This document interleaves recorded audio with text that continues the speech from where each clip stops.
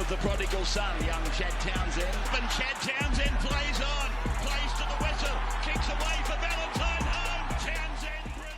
All right, what is going on, everyone? Welcome back to the Chad Townsend Show. If you're new here, please make sure you do subscribe. It is greatly appreciated. And if you're listening over on the audio platforms, look, a rate and review would be greatly appreciated. Now, last week, unfortunately, we were not able to record the podcast. I basically lost my voice. I had a bit of sickness over the past couple of weeks. Anyway, I was like, Victor, let's just try and come in, and I'll at least try and do it. Got to the office, and I was like, look, I can't even speak. I've lost my voice. I was really busy, run down. Anyway, I went to the doctor early last week, and doctor's like, mate, let's just swab you just in case. And anyway, I came back, had COVID. Didn't know it was still a thing, but had to isolate for 2 days. That's what he said to me, rest, recovery. So what I did, I just drank tea for a couple of days, had some lozenges, and basically just cancelled everything I had on last week, put it all over onto this week. So this week I've got one of the busiest weeks ever. Last week I just laid down and did nothing all week. So I haven't trained for a couple of weeks, which is kind of a weird feeling. But look, I'm back. My voice is back. I'm back. Victor's back. We're back. How are you, mate? I'm good, mate. Yeah, obviously we had a chill week last week, without recording the pod. But now we're back, and your voice is returned, which is you must have had a big retirement tour, hey? Yeah, I mean, it was a busy couple of days, but then I wasn't out until early hours in the morning or anything. Like, I had a couple of social beers and a couple of get-togethers, obviously functions and dinners and stuff and things that you do over the course of the retiring weekend. But then it was last Saturday, I was out at an RLPA event, and had a couple of beers, and I was speaking to people. And when you're out, there's music, and you have to speak that little bit louder. And alcohol dehydrates you as well. So my throat was just killing me. And it got to the point where it was 8 o'clock, and I was like, I literally can't speak anymore. Yep. I'm going. And I just went downstairs, got in the cab and left and went home. So I woke up the next day, and that was the grand final day. And I was like, I can't speak. How am I supposed to do the podcast tomorrow?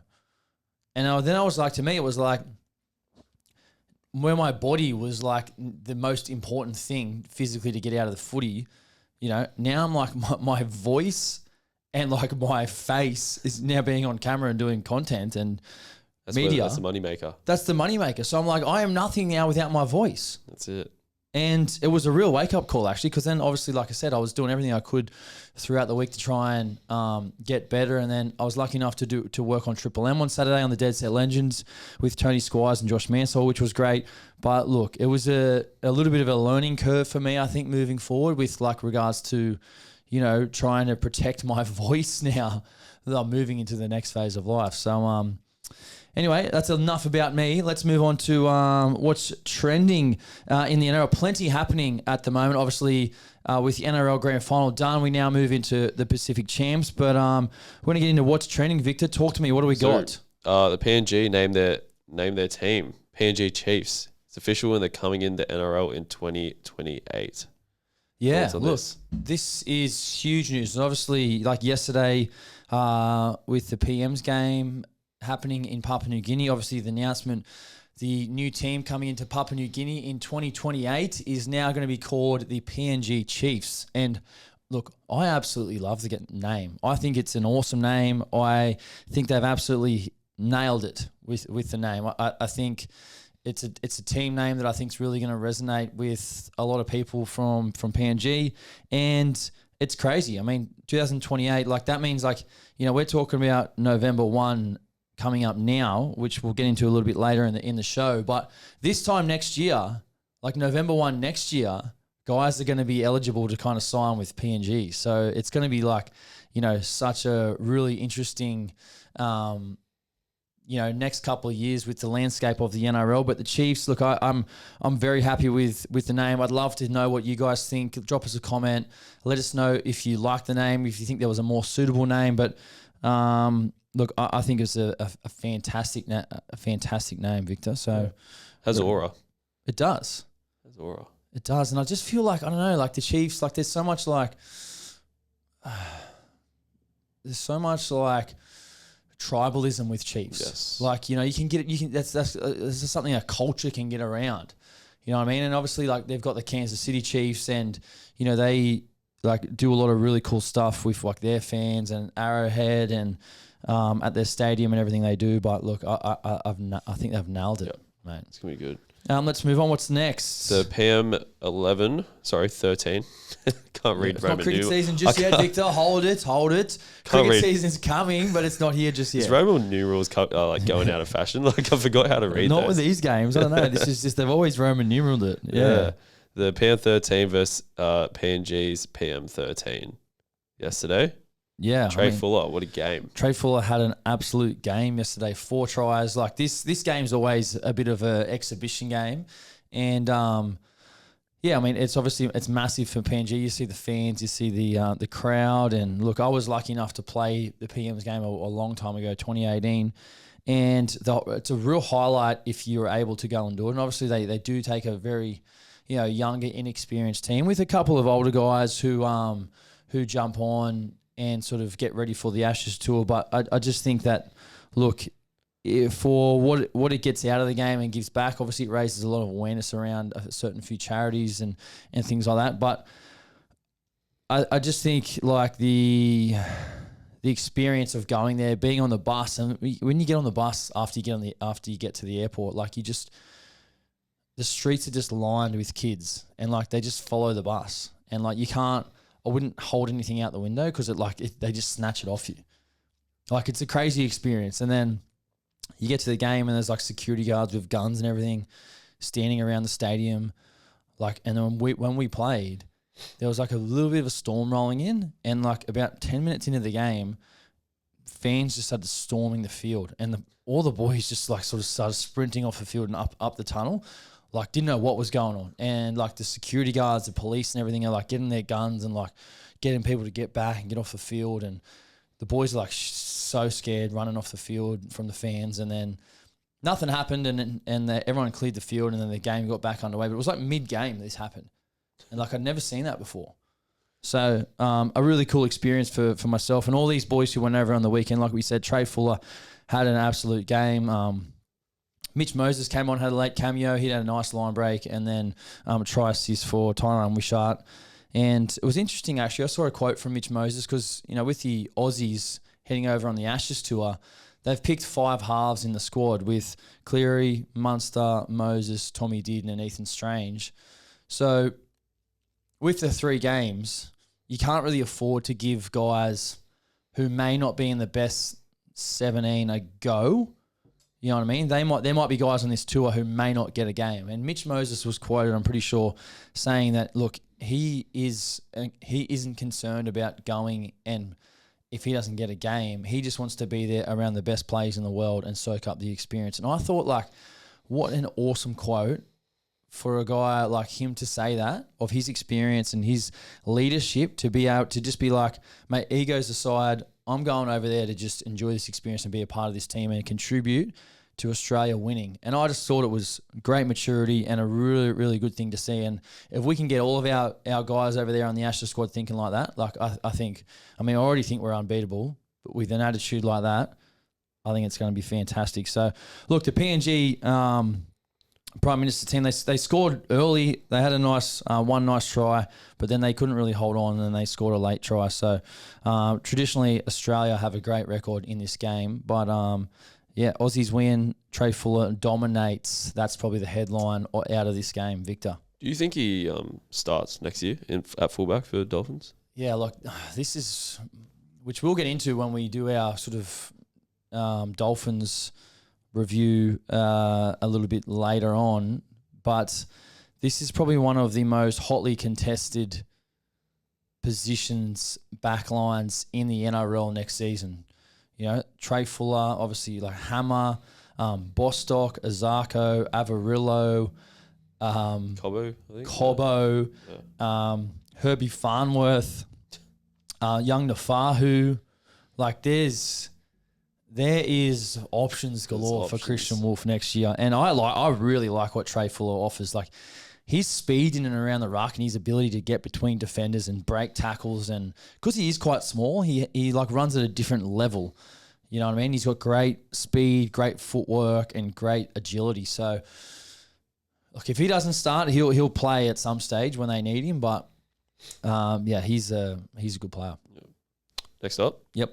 JWH fairy tale finish in the Super League Grand Final win as Hulk KR win the treble. Yeah, this was huge news over the course of the weekend. I mean, it almost didn't happen last week with Jared Warrior-Hargraves. He was, what was he suspended for a couple games? Three games or something for that. For a very minor head high. Like, I mean, Jared's obviously no stranger to suspension over the course of his career. But when I saw this and I was like, no, it was a very minor head high and he was suspended, going to miss the grand final. Obviously, he was retiring at the end of the year. And I think I shared it on Instagram and wrote, like, what's doing here? Like, this was crazy. And then they appealed it and then he got off. So, obviously, great news for Jared last week. And then, obviously, he's able to play. And, look, this is a massive, massive achievement for Hull KR. This is the team who hasn't won silverware in the 40 years they've existed, Hull KR. And to win all three trophies this year, they're league leaders, which is like their minor premiers, the Challenge Cup, and then the Super League.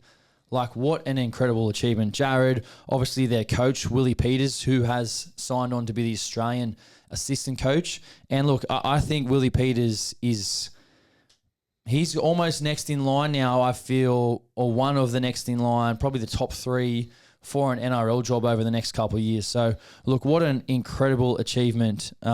This is a quote from Sam Tompkins, former teammate of mine. He said, Willie Peters has exponentially accelerated where this club is at. His obsession with the game, his ruthless attention to detail, his ability to motivate and storytell and get the best out of his team has taken Hull KR from being a very competitive team to being almost untouchable in 2025. The quality of his coaching, I can't emphasize how good he is. Huge, huge raps from Sam Tompkins, who is one of the Super League's greatest ever players and a commentator over there on Sky Sports. Look, and Willie Peters spent time at the Newcastle Knights as an assistant coach. Obviously done a fairly long apprenticeship, gone over to the Super League like most coaches do when they're trying to sort of work up the ranks to get their own sort of top tier team. And he's just put his fingerprints all over that side. That DNA now is just incredible to see. And obviously an old teammate of mine, Old Bags, Peter Hiku. I don't know how his body is still in one piece, to be honest with you. Hates training, Peter Hiku. Loves drinking schooners. But yeah, Petter, look, I'm just so happy for Petter. There's a couple of other players. I mean, look, they played against a pretty decent Wigan Warriors team who have been at the top of their game for such a long time. Obviously, they've got probably the best player in Super League, Bevan French, Jay Field as well, plus a host of other names and former NRL players. And Wigan, have a history of winning, silverware, as they call it over there, a very rich history where Hull KR were trying to break into that as well. So a huge story. And look, I think it's only a matter of time before we see Willie Peters over here coaching an NRL team. Victor. What do you think of growth of the Super League? Like, obviously, this year there's a stat where the rise of viewership numbers from last year rose 22%, which is crazy. And I feel like there was a lot more coverage about this grand final than other grand finals. And I think probably JWH should take some credit for that in that whole saga. But I think it's good to see the Super League growing, to be honest. 100%. Look, it's great. It's great for the game. It's great for international rugby league. Like, it's great for players, for coaches, because the Super League, it gets tainted as, it's not the best competition in the world, right? The NRL is. And, a lot of the time it says, it's called about if players can't make the NRL, they go to the Super League. And I don't necessarily like to look at it at that way. You know what I mean? Like, because there's guys who are playing in Super League, like some of the players I said before, Bevan French and Jay Field are two of the best rugby league players on the planet. But they probably don't suit the game here in Australia, or they didn't a couple of years ago in the NRL, and that's why they're over there. But you watch any of their games, you watch their highlights. Their highlights and the way they play in the Super League are just as good as some of the highlights we see from some of our big names over here. And I get the competitions aren't as strong, But I think Super League serves a different purpose for players over there. Obviously, it services the whole, Northern Hemisphere, England. They've got a very rich history of rugby league as well as we do in Australia. But for players, it may not be, the NRL may not be for them right now. So going over and playing a different league and experience a different culture. And what I have found recently is not every Super League game is on TV as well. Their rights are very different. They don't necessarily have a union as well, from my understanding, like we do over here with the RLPA. So, look, their game still has steps to take, but I think the influence of guys like Jared Warrior-Hargreaves, as you just mentioned, big names going over there and bringing some eyeballs to the game is great. And I think it is absolutely awesome to see. Love it. Next up, Will Kennedy re-signs with Cronulla. I need to check how long the deal is. 1 year deal. 1 year deal. 1 year deal for your boy Will Kennedy. And this was, in my opinion, always going to happen. It was just kind of a matter of when. And I mean, I don't know the exact whole situation of this. I guess it's only me just sort of looking from the outside in on what I think potentially could have happened, because you hear about the Sharks and their salary cap, and they've got a tight cap situation, and potentially throughout the year they've offered Will Kennedy a deal and he hasn't been happy with it, and he's been forced to take less money. Look, I think it was a tough probably position for Will to be in with regards to he wouldn't want to leave Cronulla because he's the fullback at Cronulla, and I'm not sure if he had any offers anywhere else, but it's more like the 1 year deal keeps him at Cronulla, keeps him in this team that's probably, contending for a title next year as well. And then opens him up to offers the following season, when Perth come in and look for a bit more long-term security. Obviously, all players want security, you know what I mean? And to be able to sign a longer-term deal is ideal, but to just have the 1 year deal is probably a bit disappointing for him personally. After the season he had a great season, mate. And I don't know, as you as a Sharks fan, I like asking you your thoughts on Sharks because I know how much you love Cronulla. So talk to me. I think he had a great season. Definitely, there was a lot of question marks at the start of the season about whether he was the man, like the fullback. But I think he answered that I think he was leading Daily M for the first. Yeah, I think he finished inside the top 10 in voting. I'm pretty sure it was top 10 or 15. So I'm happy. I'm happy to see him at the club next year. But I think just Cronulla as a side, probably just missing that extra superstar, and I just don't know what position that comes in. Yeah, of course, it's a good shout. I mean, Sharks have been thereabouts the last 2 years, playing both prelims and been very, very close. And I think Will Kennedy, his form this year was great. Especially at the start of the year, wow, yep. He was on fire. And obviously contract situations sometimes can sort of come into that, but he's, the him taking the 1 year deal, it's almost like he needs to back that up again. When you're on, now he has to do the whole thing again. You're off contract again. Now I have to play for my future. So when you get guys playing for their futures, it's like they're playing with a point to prove. So I think we'll see a real fired up Will Kennedy, and he'll be out to sort of show people and prove them that, hey, I am the long-term future at fullback at Cronulla, and I want the long-term contract. So it'll be good to see. And like I said, it may not be. He may be a bit frustrated with how it played out, but playing with I don't know, a little bit of that fire and a little bit of that motivation to be chip on your shoulder. Yeah, chip on the shoulder to be like, F you, I'll show you. Yeah. You know what I mean? That could be a dangerous thing for Will Kennedy. So we'll keep an eye on him. But obviously his contract keeps him at the end of with Cronulla until the end of next season. So it will be an interesting one to monitor. What do we got next? Lewis Dodd. He's free. He's free. Lewis Dodd is free. Oh. The shackles have been lifted for Lewis Dodd.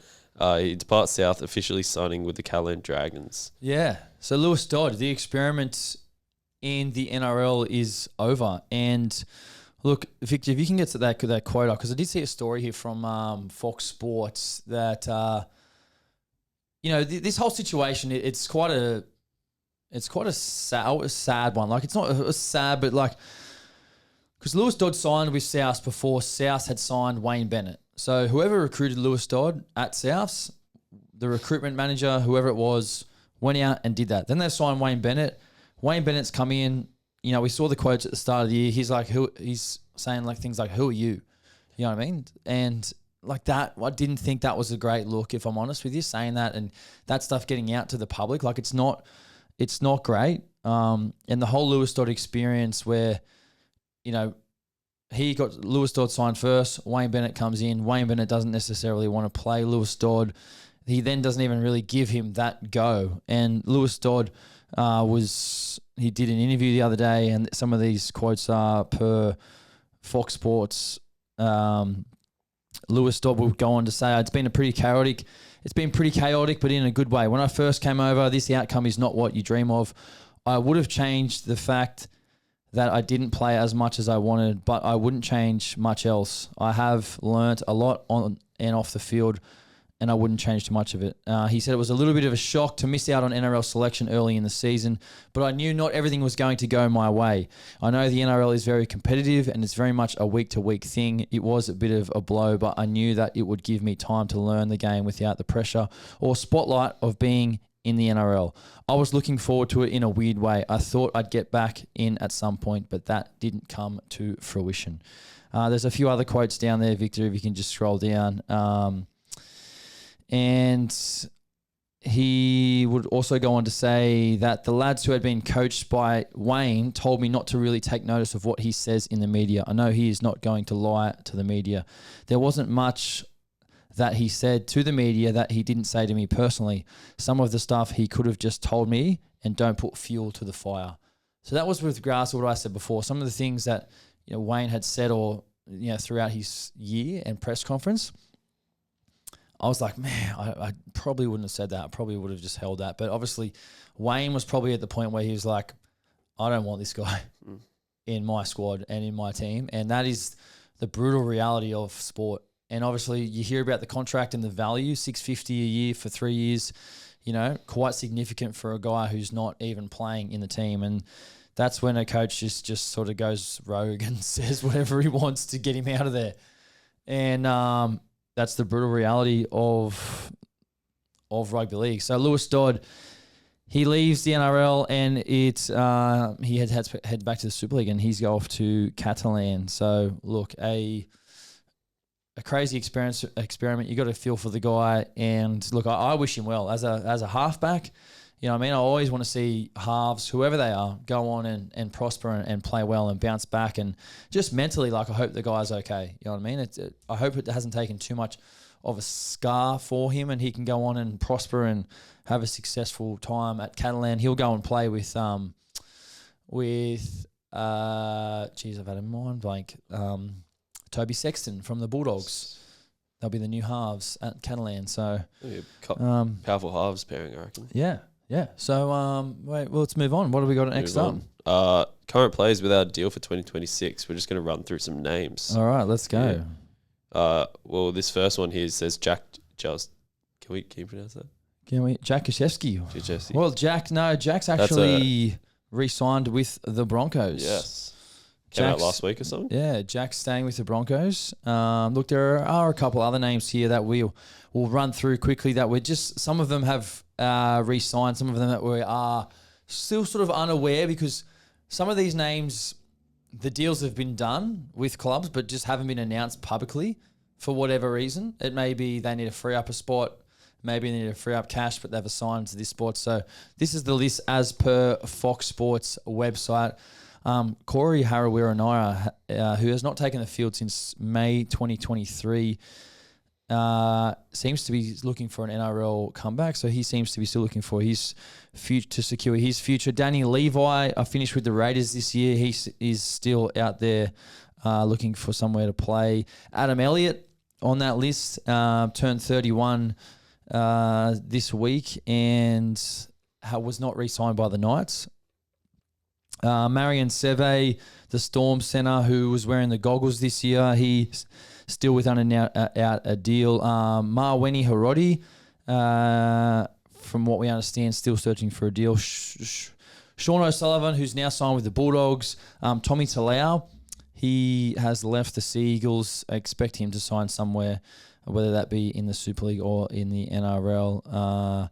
Lazarus Vialepu, he just re-signed with the Storm. Tui Kamikamitha, he's probably the big name, one of the big names on this list, has yet to re-sign for the Storm for next season. Obviously, I think that's going to happen, and it's probably happened, to be honest, because of the Nelson Asafa-Solomona situation. Him being released from the Storm, Tui, you think he'll sort of take a bit of that cash. Jackson Hastings is a big one. Unsigned for next season. Now, there was a couple of reports a couple of weeks ago. The Titans showed some interest, but where does Jackson Hastings go? Obviously, already had that stint in the Super League, and are there any teams that do need halves from the top of our heads? Yeah, I mean, the Titans. I think they're rumored with Jonah Pezzett now. Yeah, from what I saw. What I'm hearing is Pezzett's going to Parramatta. Pezzett to Parramatta, it's happening. Oh, yeah. It's happening, apparently. I love that. Which I love. I think it's going to be a great combination. Look, Pezzett at Parramatta. But back just quickly on Hastings, it's like, reports were his contract value this season was enormous. But wherever he signs next year, it's probably going to be a really cut price, like a really club favourable price for them to sort of, and it'll be a 1-year deal, and it'll be on low value. It'll be just to bring him in to provide depth somewhere, and where that is, I'm not sure. But if he goes to Super League, obviously he'll probably start somewhere and be the starter. So I can't believe he was on $800K a season at the Knights. Yeah, I mean, I'm not sure if that's true, but that's a lot of money, isn't it? Apparently. Let's move on next. Who else we got on this? Dane Laurie. Dan Laurie. Where's Dane Laurie going? Yet to confirm obviously leaving the Panthers. Showed some class at the Panthers this year, I thought, Dane Laurie. Yep. David Clemmer as well on this list. Where does David Clemmer go? Not sure where David Clemmer goes.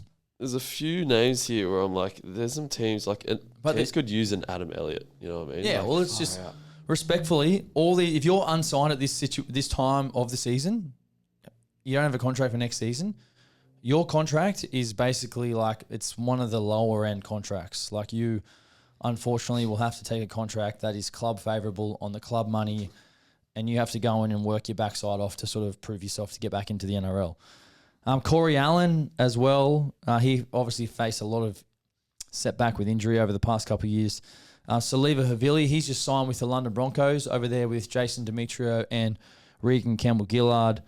Brent Naden, he's still unsigned as well. So, look, a couple of names, a couple of NRL players who have a lot of experience playing in the NRL, yet to sort of figure out their futures for next year. Some have, but it's just the nature of the beast and the nature of the game. So look, it is crazy.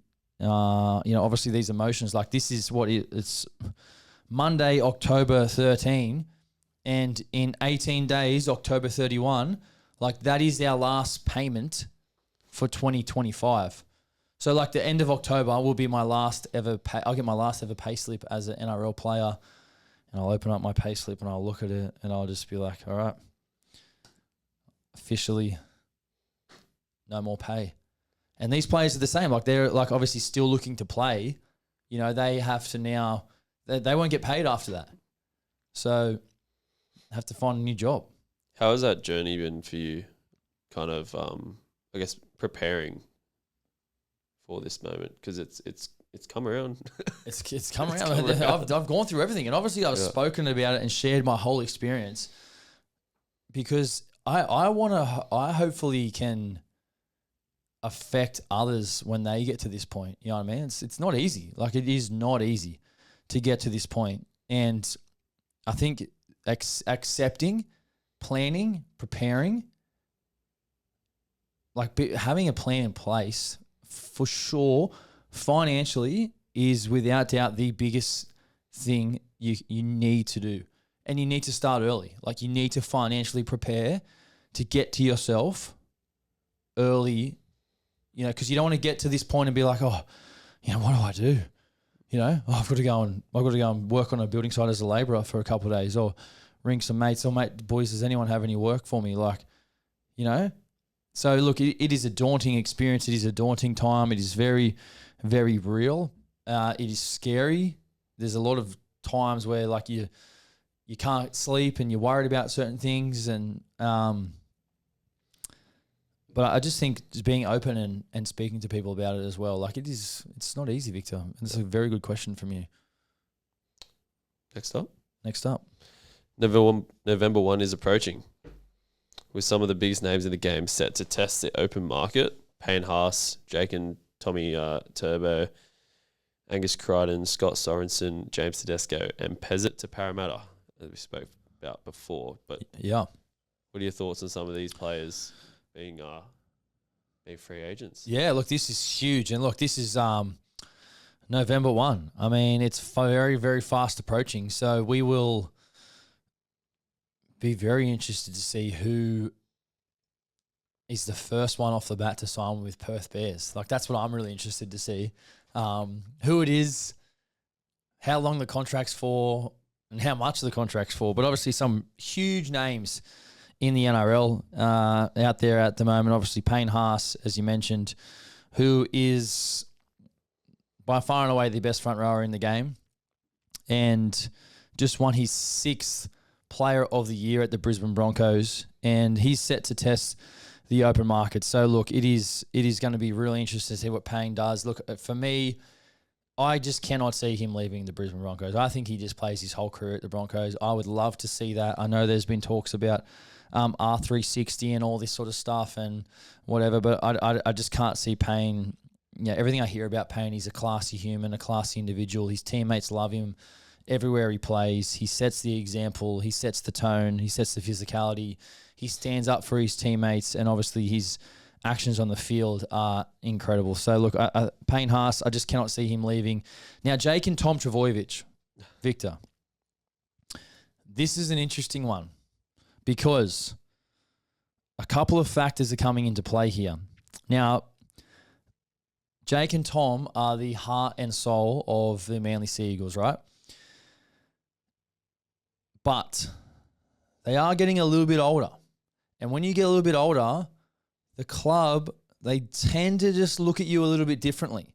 You're not the new shiny toy anymore. They tend to use your age a little bit against you. And obviously Turbo has had his injury problems over the past couple of years, but a fit and firing Turbo is just magical to watch and one of the best players in our competition. From what we read online, there was a deal that had been negotiated, a handshake deal had been done for Turbo to re-sign, and then after that, Manly had reneged on that deal and said, we don't really think that you're probably worth that anymore. So what does that do to Turbo? It pisses him off. It's like, if you're going to say something and then not come through with it and then pull out and renege on it, like, stuff you, man. Like, stuff you. And I just can't see it happening, but can you imagine these two in different jerseys? Oh, no, not at all. In separate jerseys, especially. But not together. In saying that as well, like, it is, and that's why we see some of the rumours around Tom going to Warrington, and because they don't want to play against Manly. And like, you can fully understand that. But I don't want these guys. I would like to see these guys play in the NRL till the wheels fall off. Like, give them. Let's just get them in. Yep. And Jake, like, he obviously, like I said, getting a little bit older as well, but obviously offers so much more value in and around team culture and leadership, which is invaluable. And if Manly don't want to keep these guys, there would be a stack of NRL teams who would say, boys, come on, we'll show you the love. We'll bring you guys in. You know what I mean? So I said it on Triple M on the weekend. I think Manly are using their loyalty against them a little bit. And obviously, hence the reason why they want to give them a lot of unders to sort of stay, at the club or reneging on deals or everything. And obviously, I don't know the whole ins and outs of the whole situation, only what I sort of read and see in the media. And I know not 100% of that is true, right? But the situation is an interesting one. So I think Manly will lose a lot of culture if they do not. It'll be the playing group. I'm telling you right now, their playing group will be filthy. Their senior play. I mean, they are the senior players, but the rest of their playing group will be filthy. There's also talks that Garrick will be allowed to test the free market. Yeah, Garrick. Well. That's right. He's unable to be. They haven't come to a deal yet. No. So he's going to November 1, which I think good on him. Like, I fully endorse that. If you don't get the deal that you think you deserve or that you want, go and see what's out there. Can you imagine if Manly lose Garrick, DCE, Turbo, and Jake Trbojevic in the one? Huge. Well, it's just there's the whole club identity. Yeah. Whole pretty much senior playing group is right there. So look, it is big times for Manly. Obviously, Seabold as well. Like, Manly didn't make the 8 this year. And obviously, like the big one, losing Daly Cherry Evans as well, who's yet to officially announce his new team for next year. Still. When's that going to happen? Is it going to actually happen, or does he just rock up somewhere to training? Just like a surprise. Yeah. Next up. Yeah, but sorry, just quickly to finish that off. Obviously, Angus Crichton as well. He's another big name. Scotty Sorensen, he's been linked with Perth, and a lot of people ask me about Sorrow, like, what's he going to do? What's he going to do? And look, I don't know what he's going to do, but what I will say is that he loves Penrith. He absolutely loves Penrith, and I know that he doesn't want to leave Penrith, and it would take a pretty big offer to get him out of Penrith. And obviously, you can see why he loves Penrith when the success and the setup and the respect he has for Ivan Cleary. He loves Penrith and they love him as well. So I think it's going to be interesting to see where Sorrow goes. I'm fully supportive of whatever he chooses, and I'm excited for him as well. I hope he gets the deal he deserves. James Tedesco's another one. Teddy's like a fine wine, just absolutely killing it. Daily M medal winner, captain of the year, fullback of the year. Insane. Obviously, Pezzett to Parramatta as well, which we have spoken about. He's obviously activated the clause to get out of his deal at Melbourne with Jerome Hughes staying on. So, look, keep an eye out for Jonah Pezzett as well. Let's move on. R360, massive talking point in this last couple of weeks. We've got Lomax, Pappy, and Nels rumoured to be joining, but there's a bunch of other stars that have been thrown in the mix. What are your thoughts on this, and how do you see it affecting the NRL? Yeah, look, it has been crazy and very trending at the moment. Obviously, there's a lot of narratives out there at the moment, especially like Braithen Nasta's just basically put his whole house on that Zach Lomax is going to R360 after his first season at Parramatta this year. Ryan Pappenhausen's been linked to R360. He put a bit of a cryptic quote out on his Instagram the other day. I saw Nelson Asafa Solomona. Obviously, he's been just released as well to take up opportunity somewhere. So Nelson had 2 years to run on his deal at the Storm, and they've obviously parted ways. So, look, R360, yes, there's been these guys linked with R360. Let's not forget that R360 is it's rugby union. Yeah. You know what I mean? It's not rugby league, all right? Out of those guys there, I think Lomax could do it. Obviously, we'll see what happens there. But Nelson, I think, is definitely he could be a target for them. Obviously, a big body, you know what I mean? He could sort of make that transition pretty easy. But it's do you want to go and play rugby union? What's your legacy in your game and your career? Why do you play sport? What are your reasons why? And look, there may be offers that these guys get where it's I just can't turn that money down. If I'm getting paid, I don't know, 800 in the NRL and I'm getting paid 1.6, double my salary to go and play 6 games of union. In Saudi Arabia. Tax-free. If I'm saying to you, all right, you're listening today and you're a tradie, right, and you're driving home from work today and you just had a day where it's I enjoy my job. I've had a good day. I've worked with good people and, we had a good day. But then, I don't know, this other tradie comes in and he's like, hey, bro, look, I'll give you double what you earned today or this week. You come work for me, but you can just do half the work. Like that's as simple as it gets. So you can't begrudge these guys because it is life-changing money. It is life-changing money. But to me, like, I would love to see these guys stay in the NRL selfishly because they're great athletes and great players. And the reasons, when I look back, when I grew up, I wanted to play football. I wanted to play NRL. And that's what I was set on doing. I didn't want to go and play R360. But in saying that, like I do understand the money talks, money changes, and there's a lot of money going around at the moment. So let's see what happens. Let's move on. Right. 5 biggest mistakes of the 2025 NRL season. We're going to go through this, a Zero Tackle article. Just want to see what your thoughts are. First up, I'll let you read this. All right. So these are per Zero Tackle, their 5 biggest mistakes of the season. Let's have a quick look at who wrote this story. Dan Nichols. All right, let's have a go. 5 biggest mistakes as per Dan Nichols from the Zero Tackle.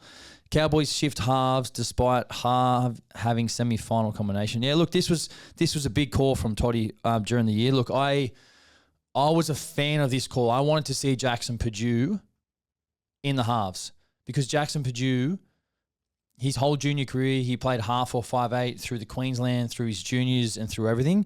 So look, I think it was a big call, but I think it was a call that needed to be made. The Todd and the coaching staff needed to see what Jackson Purdue had to offer in the halves. And it was just very, very unfortunate that Jacko, his form and the form of the team when he was playing in the halves, it just wasn't there. The Cows lost a couple of games when he was in the halves. He wasn't playing well enough. He wasn't, I guess, controlling the team or influencing the team as much as he was when he was playing in center. And it was a big call, but I don't think it was a mistake. I just think it was something that needed to be done. But Cliffo, like I'm a massive fan of Cliffo, as everyone knows. I just feel like Cliffo, like obviously it was a pretty big call on Cliffo for him to be out of the side for a couple of games, because his record when he's playing is great, and I think he's done a tremendous job with his time. And obviously, once they made the call back, with Cliffo in the team, I think they looked a much more settled team. So I think the experiment may be over. They may sort of tweak with it. Twinkle. They may tweak it over the preseason. Jacko might do a little bit of time just to sort of give him some more experience in there, because I'm pretty sure he's off contract, in the next couple of years. So it'd be interesting to see how they want to view him long term. Next one. Next up. Manly let DCE saga derail their season. Yeah, look, this is a big call, obviously, for Daly at the start of the year with Manly and the way they handle the whole situation. I don't feel like it completely derailed their season, but it did, I guess, distract them from some things, I think. Obviously, a player of his influence and his experience, and for him to not feel like he wants to stay there after the long, epic career he's had there, no doubt was a little bit of a distraction. So, yeah. Yep. I feel like Manly just haven't had like a smooth sailing season for a while. Yeah. I swear every season there's something that they start well and then something like derails them. Definitely. Next up. All right, next up. What do we got? Dan Atkinson bench experiment lasts way too long. Yeah. It's an interesting one. I mean, his stints included 13 minutes for 20 metres, 17 minutes for 12 metres, 8 minutes for no metres, and 15 minutes for 14 metres. Yeah, I mean, they're obviously pretty alarming kind of stats. But let's not forget, Dan Atkinson is a half. Yep. 5'8". So, not a utility player. But in saying that, the Sharks want to get him they wanted to get him in the team because he's a good player and he can influence the game, but just obviously wasn't able to in that position, So, I mean, we saw what he can do starting in the halves. Some of his form in 2024 was the game against Melbourne where he kicked the field goal was insane, incredible. So obviously he goes now to the Dragons and will have many more chances to influence the game starting in the halves next year. Let's move on. What's the next one? Laurie Daly's Origin selections. Yeah. I mean, there were some big calls this year. Obviously, the no selection of Terrell May was a big one. The no selection of James Tedesco. I had Teddy in my Origin team as fullback. I thought he deserved to be there. But then in saying that as well, the year Teddy's had, I think not playing Origin helped him dramatically. You know, and that like Origin has a massive, massive influence on your fatigue and, you know, your ability to back up and your rest and everything like that. So, yeah, that's they're kind of only two big ones I feel like. Obviously, Stefano obviously played, Max King. Didn't play much minutes, but yeah. Yeah. Anyway, we'll move on. Moving on. And is this the last one? Yeah, what do you reckon it's going to be? The biggest mistake of the season per Dan Nichols from zero tackle. Oh, Jesus. Far out. Maybe something to do with the Bulldogs and probably the biggest story of the season, maybe. Maybe. Oh, I've got it. Wow. Shocker. Number one. Lachlan Galvin signs with the Bulldogs over the Eels. Yeah, well, I mean, obviously... Yeah, look, this is obviously pretty big news just with the regard of the season and how the season panned out for the Dogs. The first half of the season was fantastic. The back half of the season was okay. Like, it was still okay, but it just wasn't where it was at the start of the season, obviously, and that was in conjunction with kind of the timeline of the Galvin, you know, signing and recruitment and, you know, obviously some of the decisions around the rest of their team into the back end of the year, but... Yeah, look, that's a pretty crazy article, to be honest. I mean, that's the type of stuff. That's the type of stuff, you know, we're looking at now. Next up. All right, next up. Night season review, mate. All right, night season review. Let's have a look at the Newcastle Knights in season 2025. Now, obviously, the Wooden Spooners this year sack their coach, Adam O'Brien, who'd been there for, I think it was about 7 or 8 years. Adam O'Brien had been there. We're going to have a look at their season and what they did well, which was probably not much, and what they did poorly. I don't know why you're laughing so much. But look, obviously, you know, what happens when you finish in the bottom half of the NRL is you tend to use a lot of players, and the Knights used 43 different players over the course of the 2025 season. They had 6 wins and 18 losses, so not a great record there. Last place and the wooden spoon.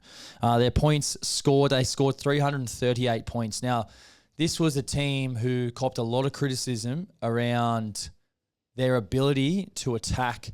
I just remember times throughout the season and standing right here on the podcast and saying, you know, what's going on with the Knights attack? They just can't score points. So, look, 338 points for, that is not much at all. Can you, actually, no, that is, let me just do the math. That is 14 points per game. Look, that is 638 points against, 338 points for.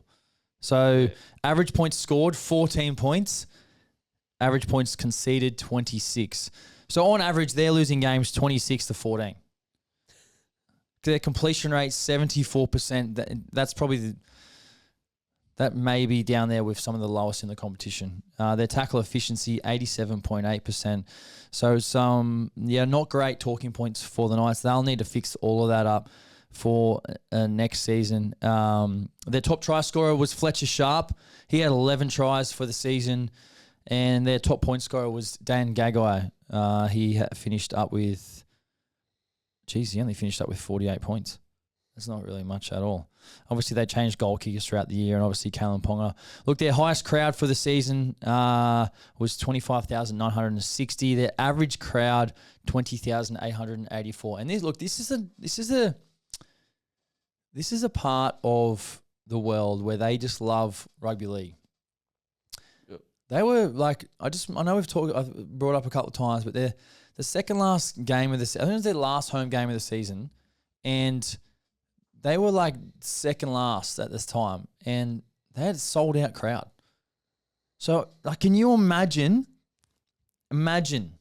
if this team goes on and does something next year or in the future? And obviously, Adam O'Brien goes out, Justin Holbrook comes in, new coach. And look, if they can get this right, like Newcastle has such an appetite for rugby league.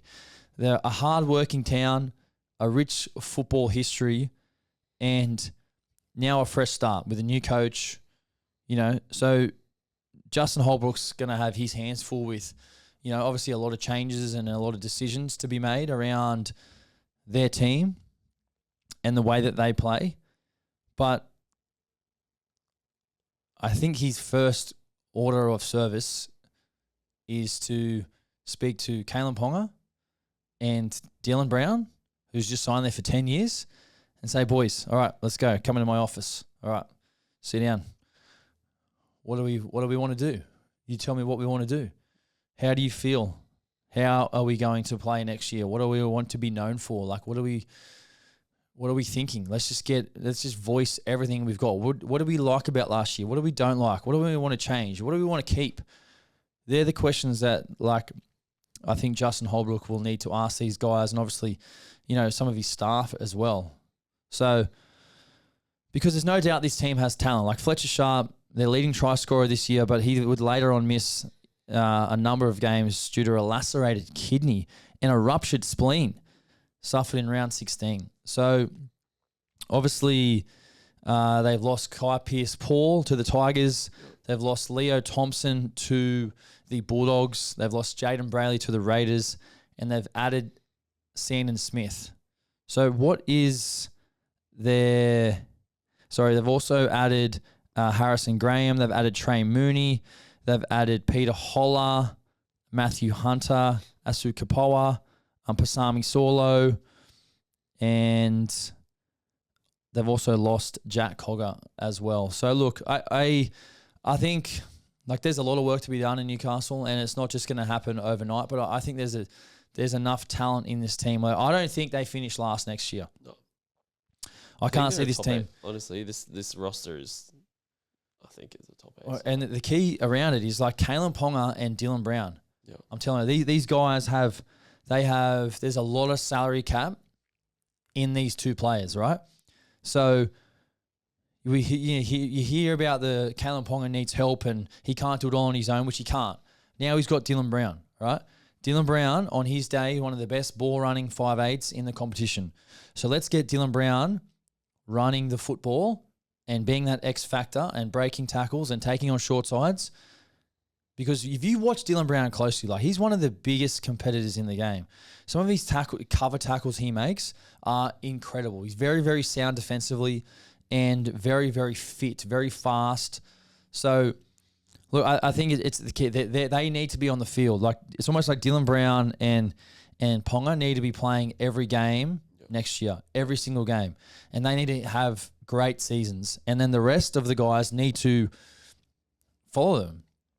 And it will be up to Justin Holbrook and his coaching staff to sort of implement and bring strategies and game plans and structures in place that are going to see this team have success. Love it. So, look, it's like I said, it's a lot of work. It's a lot of work for the Knights. I think like a solid halves pairing as well. Yeah, well, it's almost like... Well, I feel like they need to make the decision around what their halves are early on. Like, obviously, it's going to be Dylan Brown, right? He'll be 6 or 7, and then the 7 will be either Fletcher Sharp, Sandon Smith, and look, Phoenix Crosland. He will probably be. I'm hearing they want to move him to 13, which I really like him at 13. I think he's tough. He's versatile. He's got great ball playing. He's got great line speed and aggression as well. We'll see him play for the Kiwis in the Pacific Champs. So, look, I think that's an interesting one to keep an eye on. But how that sort of spine sort of sorts itself out, if whoever's playing 5'8" and then whoever's potentially playing hooker and on the bench, like that needs to be figured out, I think, and it will happen over the course of the preseason. But there's a lot of work to be done in Newcastle, and we'll see how it all goes. Love it. Yeah. All right. Let's move on to fan questions. What do we got? First up, tell us about your scouting process. How were you found and how were you placed into these teams? That's a good question.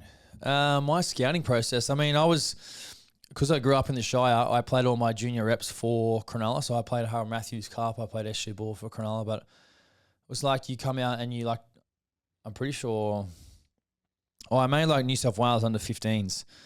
That's right. And then I went into Matthews Cup and, you know, you trial for Maddie's Cup and everything like when you're a year young as well. And like I was lucky enough, I made all that stuff and then you get offered contracts as a kid. Like I remember I signed my first contract my first rugby league contract for $2,000 for the season.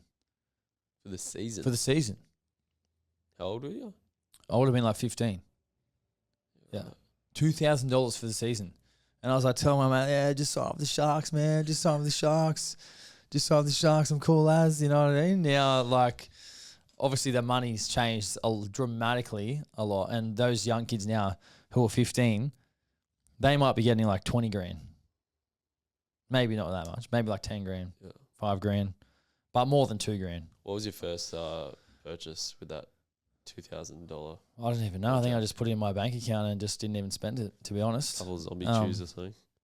Yeah, I mean, like I earned my money as I got older, but like I was very diligent on saving money when I was young in my career. Hope that's a great question, by the way. That was a good question. Where will Ethan Strange play in the Kangaroos, and will he make the top 17? Yeah, look, unfortunately, like I said earlier in the podcast, like the Kangaroos, they don't really have the ability because there's only 3 games and it's a best of 3 series to sort of give young guys a chance unless they're needed. So there's guys at the end of the squad like Ethan Strange, you know, potentially Blake Brayley, you know, who may not get a run. But Ethan Strange obviously covers multiple positions and can play that utility role as well. So obviously, you know, Tom Dearden is that number 14 at the minute. You know, if he was unable to play one of the games, someone like Ethan Strange could fill that void as number 14. Obviously, he can cover the halves, can cover all positions in the outside backs, could probably cover at hooker as well. So I think he adds a lot of value in the squad. But at the minute, that's how I kind of see the outlook of him and his situation. Yeah, sure. What suburb/area did you live in when you played for the Warriors? I used to live in Ellerslie, actually, across the road from the Ellerslie Eagles football club. And look, it was about 10 minutes from Mount Smart Stadium and about 10 minutes to the city. And it was awesome. Absolutely loved it. We used to walk up to the main street of Ellerslie and go to our favourite cafe and have coffee. And there was a nice Mexican restaurant as well. And crazy times because I didn't have kids then. Marissa and I would just do what we wanted when we wanted. It was a very, very different life. I remember just getting home from training and just chilling on the couch, watching TV. And now it's just like that. I live a very, very different life now. But I loved Auckland. It was very, very cold a lot of the times. I remember in the middle of winter, like parking in Mount Smart Stadium, and I couldn't even see the grandstand on the other side because of the fog and the mist. I used to ride my scooter. I actually had a scooter. And I bought a car and I gave it to Marissa so she could use it. And I was like, I'm just going to get a scooter. So I had gloves. I had 4 jackets on, scarf, everything because it was just freezing. I used to ride on my scooter. But made it work and had an absolute ball. And up the wires forever. I love the Warriors. And look, we're hopefully going to do some content with the Warriors at some stage over the course of next season. Haven't spoken to them about it yet, but I'm just putting it out there that like it's going to happen because up the wires, you know what I mean? So good question there. Nice. When an opposing crowd is yelling a chant, does it get distracting for players? Not at all. To be honest, unfortunately for fans, if you're saying like, I don't know, like when you play Melbourne, they bang this bloody freaking cowbell. It's like din din din din din din din din Melbourne or something like that. And like, it doesn't do anything to opposition players. Unfortunately, like if you're like, whoever you are, it's just like if you're playing, like you can't even hear it. Yeah. You're that just focused in on the game. So nice. Sorry about that. Last question. What are your plans for retirement? Still a question. It is still a question. I mean, my plans, I've said to you guys multiple times the things that I am interested in.